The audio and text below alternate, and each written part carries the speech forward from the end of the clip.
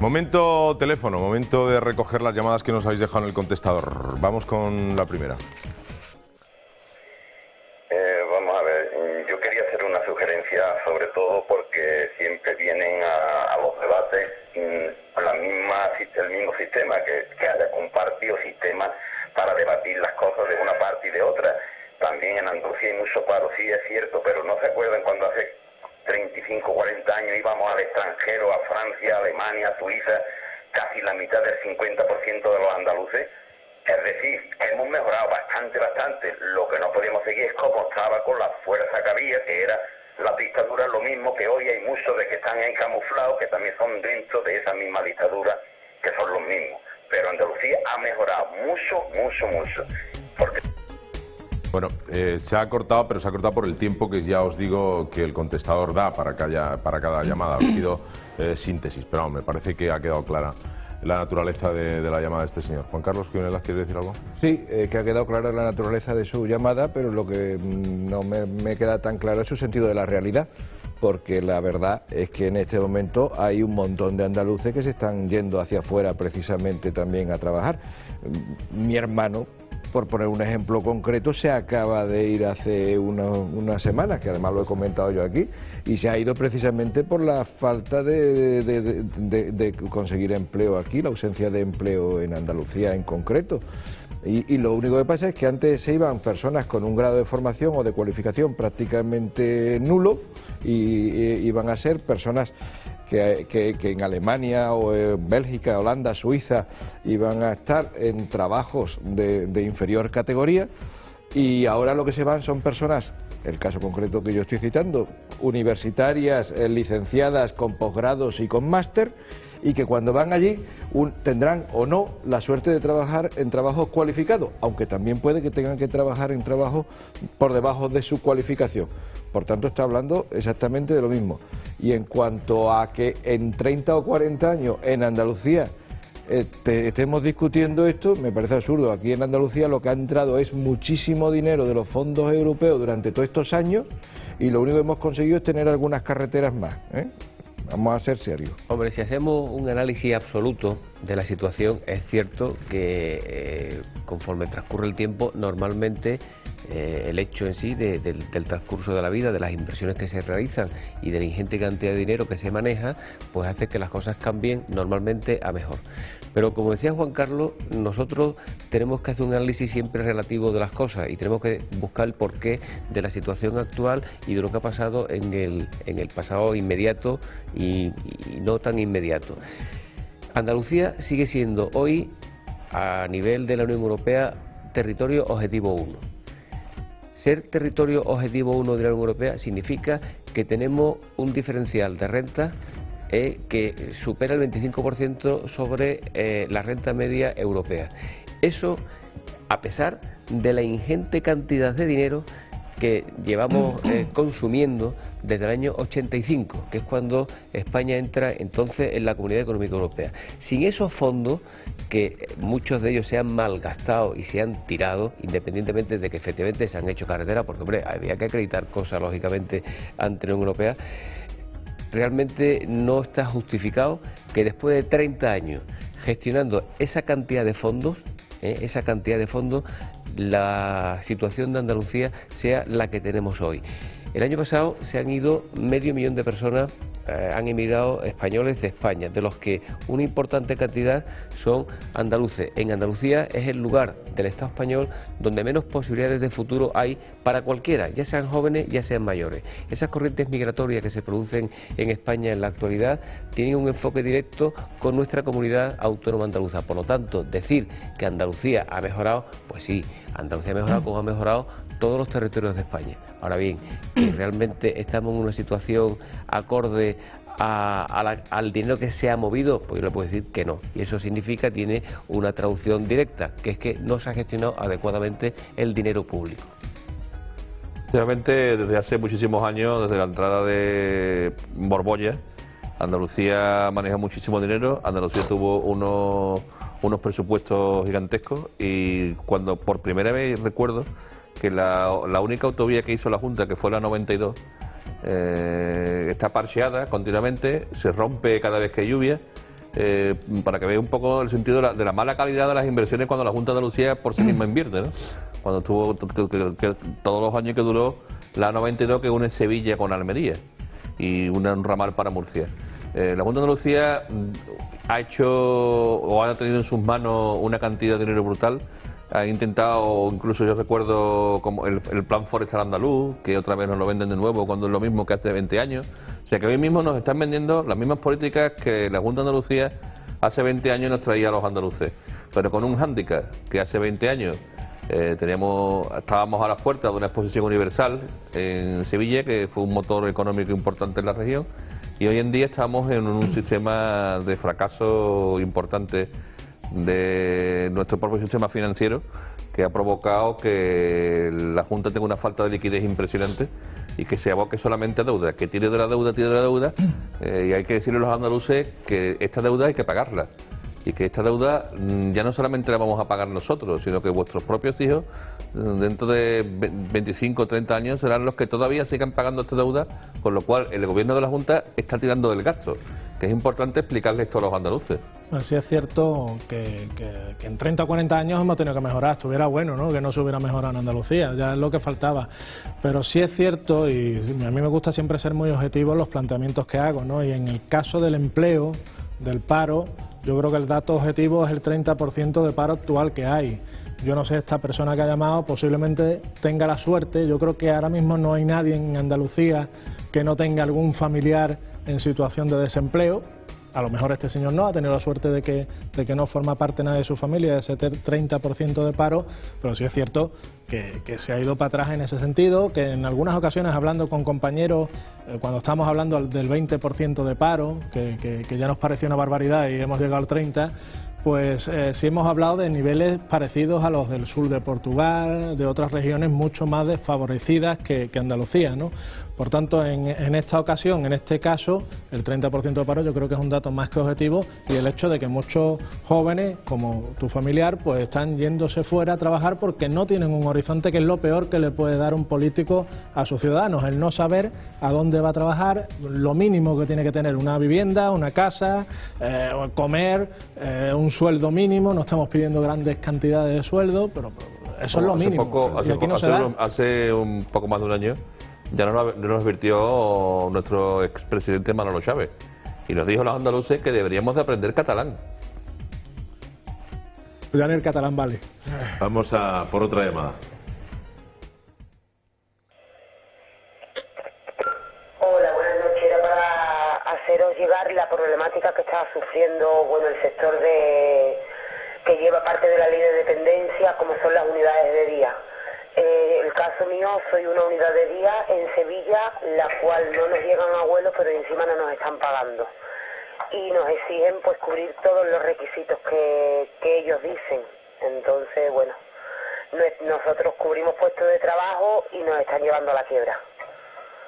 Encima ahora pues no nos pagan. Y encima nos dejan con la ley de dependencia, tienen paralizado lo que son dar los grados nivel, y entonces tampoco nos mandan abuelos. Sí, esto lo hemos estado comentando, Agustín, estos días, cuando hemos estado hablando de los perjuicios que ocasiona estas decisiones tan peregrinas de la Junta de Andalucía. Pues una de ellas era esta, que directamente había dinero y había subvenciones para los sindicatos mayoritarios, pero el dinero no estaba llegando y la financiación no estaba llegando a asociaciones como las que comentaba antes Miguel Ángel, a estos centros de dependencia, a estos centros de discapacitados, a guarderías, a muchos más. Es decir, son muchas las personas que se están quejando de esto, y efectivamente les obliga a asumir una carga, que es el problema que tienen además estas empresas, que les obliga a asumir una carga, porque se ven obligados a seguir prestando los servicios, pero no saben cuándo van a recibir ese dinero. Claro, porque se están justificando a 31 de diciembre del año pasado, pero sin embargo no se está pagando antes de esa fecha, ¿no? Es una situación muy complicada, de además asociaciones, empresas que dedican una labor importantísima, impagable por los que se dedican mucho, como esta llamada que nos ha llegado, ¿no? Esto es lo que os recordaréis, que desde el Partido Popular en algún momento se ha criticado políticamente y se ha criticado los recortes que estaba aplicando Griñán. Acordarás que también lo hemos hablado en algún momento, los recortes que estaba aplicando la Junta de Andalucía. Cuestión que negaban los distintos portavoces de la Junta de Andalucía, que no había recortes. Claro, no hay recortes teóricos en cuanto a sanidad o en cuanto a educación o en cuanto a dependencia y a discapacitados, porque quienes están soportando ese recorte están siendo los profesionales o las empresas que están dejando de percibir esas cantidades. Sí, que no cobran, Entonces, efectivamente, de momento no están expulsando a los abuelos, no están echando a los niños a la calle, todo ese tipo de cosas. Eso es verdad que lo está pasando, pero ¿por qué? Porque lo están soportando o los profesionales o las mismas empresas que no tienen la financiación. Pero tendría que llegar un momento en que la situación se rompa. ¿Por qué? Porque la empresa ya no puede soportar el costo que le supone la seguridad social y el costo de sueldo de sus trabajadores. Eso es lo que está denunciando. Nos decía, eso es lo que está denunciando, obviamente. De la quiebra, esta llamada que nos denuncia esta amiga de Sevilla. Otra llamada, la última de este bloque. Sí, yo desde la línea. Quería decir que estoy viendo programas en que todos los andaluces tenemos mucha culpa de lo que ha pasado. Y yo no estoy de acuerdo con el gobierno de la Junta de Andalucía con lo que está haciendo. Todo lo contrario, estoy al lado del pueblo. Y me parece que también nos hemos pasado muy tranquilamente. No hemos defendido nunca nuestros derechos y no hemos al gañote a tragar todo. Y lo que deberíamos de hacer ahora, que ya la gente se ha dado cuenta, es reclamar nuestros derechos. Y si es posible que me conteste el señor abogado que está ahí, si el pueblo, estos empresarios que no van a cobrar, si se pueden querellar y denunciar a la Junta de Andalucía y reclamen la estafa que le están haciendo. Lo mismo que lo está haciendo a todo el pueblo andaluz con nuestro dinero. Gracias. Sin lugar a dudas, vamos a ver. Es una cuestión en principio de carácter civil, de daños y perjuicios. Es decir, el empresario que no cobra cuando le corresponde y eso le produce un perjuicio importante, independientemente del cobro de la deuda, podrá alegar en su momento el lucro cesante que le provoca el no haber obtenido el dinero en el momento correspondiente. Pero esto al final lo que denota es una falta de respeto absoluto por parte de la Junta de Andalucía al tejido empresarial, ya sean asociaciones en este caso, como hemos visto antes, sin ánimo de lucro, como las propias empresas. Y a mí lo que más me llamó la atención fue que salga una circular por parte de la Consejería de Hacienda de la Junta de Andalucía diciendo que a las empresas que habían iniciado las obras públicas, que habían proyectado la compra de instrumentos, de elementos que son caros, que son importantes para acometer las mismas, que de un plumazo que dejaran de realizar las obras durante 2 años y que si seguían lo financiasen a cargo de las propias empresas y que ya después llevarían a cabo la compensación correspondiente. Bien, eso si los inversores extranjeros tienen conocimiento del funcionamiento y del trato que aquí se da a las empresas, aquí no viene nadie a invertir un duro y los que somos de aquí nos tendremos que marchar por el trato degradante que la Junta de Andalucía está dando a los empresarios andaluces y a los que son de fuera, a todos. Pero unido a esto, a la primera parte de la pregunta, la Junta de Andalucía, desde el 28 de febrero se arropó, el PSOE se arropó de la bandera de Andalucía, se arropó y se apropió de la Junta de Andalucía, se fusionó de tal forma con la Junta que cada vez que tú criticas al PSOE o a la acción de gobierno del PSOE, parece que estás criticando, ellos salen saltando que estás criticando a Andalucía, que está menospreciando a la Junta de Andalucía. No, aquí lo único que estamos es haciendo una crítica al PSOE, una crítica al partido que gobierna y una crítica importante a su funesta gestión que está dejando por los regueros de Andalucía 1.200.000 parados. Pero siendo una evidencia, perdón que te interrumpa, Agustín, sí, lo que decía, ahora desde hace unos meses se ha visto esa simbiosis perfecta y total entre la Junta y el partido que gobierna la Junta como consecuencia de la modificación de la propia estructura de la administración andaluza. Precisamente esa creación de las agencias para meter a esas 30.000 personas ha producido la simbiosis total Junta-PSOE andaluz. Ahí está el quid de la cuestión. Y por último, mientras hemos estado comiendo gambas, hemos estado comiendo jamón y hemos estado comiendo buenos vinos y buenos caldos que nos estaban pagando otros, ahora que no hay, nos estamos acordando de aquellos días de vino y rosas. Ahora lo vamos a tener que pagar. Ahora toca pagar esa factura que se la han bebido y se la han comido otros. Pues a mí no me ha tocado mis gambas, ¿eh? A mí no me han llegado esas gambas. Nos vamos a ir con la siguiente noticia, Almudena. Continúa la crisis interna dentro del Partido Socialista Andaluz. Este fin de semana se ha evidenciado aún más con los llamados congresillos para enviar a los delegados que elegirán entre Rubalcaba y Carmen Chacón como secretario general del Partido Socialista a nivel nacional. José Antonio Griñán ha impuesto las listas, ya que había dos, la oficialista y la extraoficial, pero lo vamos a ver todo con mucho más detalle en el siguiente vídeo. Se agudiza aún más la fractura del Partido Socialista en Andalucía, y es que ni su propio líder, José Antonio Griñán, consigue evitar la división en el seno de la formación. Los conflictos surgidos en 5 provincias durante este fin de semana evidencian una debilidad en el poder de la Ejecutiva. Y es que los congresos provinciales del PSOE para elegir a los delegados que acudirán al cónclave federal de febrero en Sevilla culminaba con la presentación de 2 listas y venció a la oficialista afín a la dirección regional. Sin embargo, el balance de este proceso en todas las provincias ofrece un resultado que difícilmente puede satisfacer al secretario general. El presidente de la Junta no ha conseguido, como le hubiera gustado, llevar una única voz al cónclave federal, articulada en torno a las preferencias que mostraba la dirección andaluza una vez que rompa la neutralidad activa que ha proclamado en este proceso y que solo ha cumplido en sus declaraciones oficiales. Los posicionamientos y presiones extraoficiales del entorno de Griñán en favor de Carmen Chacón ha fracturado al Partido Socialista Andaluz, especialmente en las provincias en las que han concurrido 2 listas, pero también en otras donde el partido se ha roto en congresos tan duros como el del sábado, en Sevilla. Fernando Sicre. Bien, es una cuestión interna de un partido al que yo no pertenezco y por lo tanto mi absoluto respeto a lo que quieran hacer. Pero sin embargo, en relación con los 2 candidatos, en tanto que han sido ministros de un gobierno que nos han arruinado a todos, al Estado español y a todos los ciudadanos, yo sí tengo algo que objetar de forma importante, y es que si no fuera porque realmente la erótica del poder atrae de nuevo al poder, yo creo que lo que tendrían que esconderse para que no se les cayera la cara de vergüenza a esos 2 candidatos que son cómplices de un gobierno que nos ha llevado a la absoluta ruina a todos.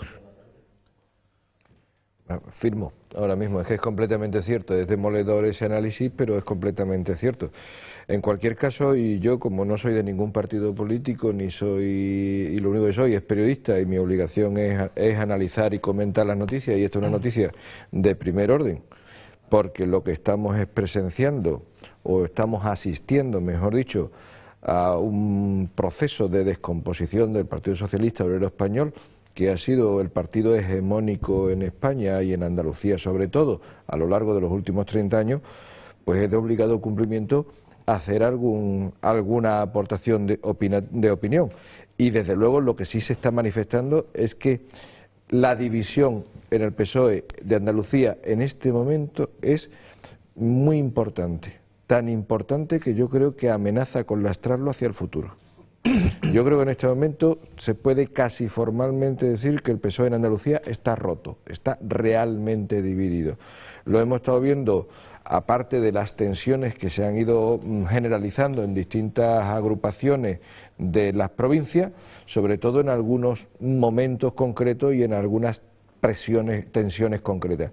Y me refiero a la de Sevilla, la que me parece la más importante, en la que a pesar de los intentos, en este caso de Viera como presidente o secretario provincial, no recuerdo ahora mismo el cargo, del PSOE en Sevilla, de intentar conseguir una lista de consenso, Susana Díez, que ha sido la persona de confianza de Griñán, no se ha resistido, porque al final lo que quería representan obviamente cuotas distintas. Viera representa a Rubalcaba y Susana Díez representa a Chacón. Bueno, pues esto al final ha acabado por romper aquel famoso neutralismo del que hablaba Griñán. Os acordaréis, al principio Griñán hacía votos por la neutralidad de Andalucía, neutralismo.